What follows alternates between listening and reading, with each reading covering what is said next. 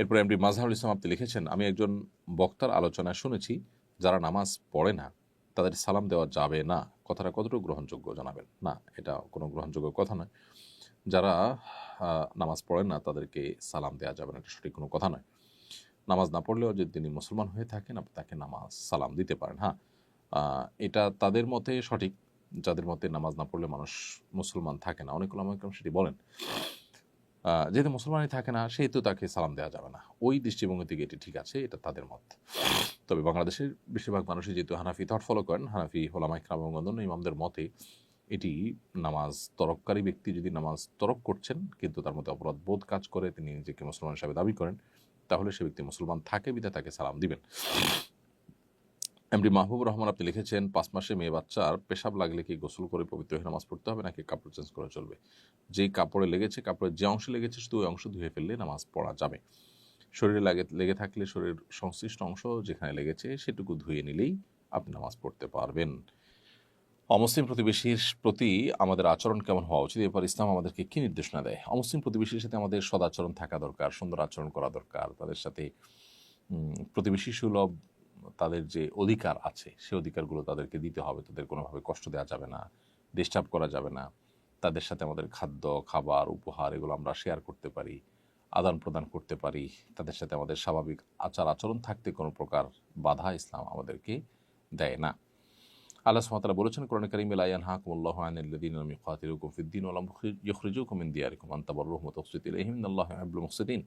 যে সমস্ত অন্য ধর্মাবলম্বীরা তোমাদের উপরে কোনো ধর্মযুদ্ধ চাপিয়ে দেয়নি, কোনো প্রকার তোমাদেরকে দেশান্তর করে ছাড়েনি, তাদের প্রতি সদাচরণ করতে, ন্যায়নিষ্ঠ আচরণ করতে আল্লাহ তাআলা তোমাদেরকে নিষেধ করেন না, বরং আল্লাহ তাআলা ন্যায়নিষ্ঠ আচরণকারীদেরকে ভালোবাসেন।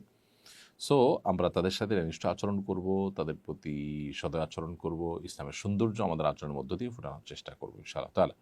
এমডি আশিক বিশ্বাস আপনি লিখেছেন, আমাকে আমার বাবা মা দায়ী রাখতে দেয় না, এখন আমি কি করব?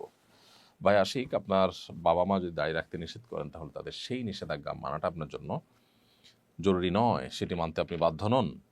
কারণ বাবা মা যতক্ষণ পর্যন্ত ন্যায়সঙ্গত আদেশ করবে সন্তান ততক্ষণ পর্যন্ত বাবা মা নির্দেশ শুনতে বাধ্য।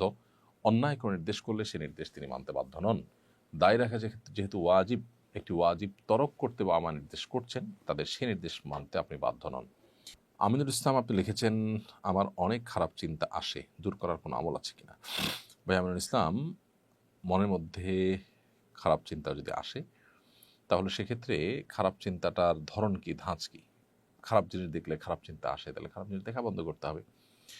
অনেক সময় খারাপ চিন্তা বলতে জাস্ট অহেতুক দুশ্চিন্তা আসে, ইমানদার তখন আল্লাহর উপর তাওয়াক্কুল বাড়াতে হবে। ইমানদার কখনো আল্লাহর উপর ভরসা হারাতে পারে না। আর খারাপ চিন্তা বলতে যদি আল্লাহ সম্পর্কে বাজে চিন্তা আসে তাহলে বাম দিকে থুতু নিক্ষেপ করে আমানতু বিল্লাহি ওয়া রাসূলিহি পড়বেন এবং এটাকে ইগনোর করবেন। এ ধরনের চিন্তা শয়তান আনয়ন করে। এরকম চিন্তা আসা মানে হলো শয়তান উপস্থিত হয়ে গেছে, এখন আল্লাহর কাছে আপনি পানা চাইবেন, ইনশাআল্লাহ আল্লাহ তাআলা হেফাজত করবেন। এরপর জিনিয়া ঝিনু এডি থেকে আপনি লিখেছেন, আমার স্বামী একজন ব্রেন ক্যান্সার রোগী, তার খেয়াল রাখতে গিয়ে অনেক সময় সুন্নত নামাজ পড়তে পারি না, এতে কি আমার গুনাহ হবে? বোন জিনিয়া, আল্লাহ তাআলা আপনার স্বামীকে পরিপূর্ণ শেফা দান করুন, আমরা দোয়া করি।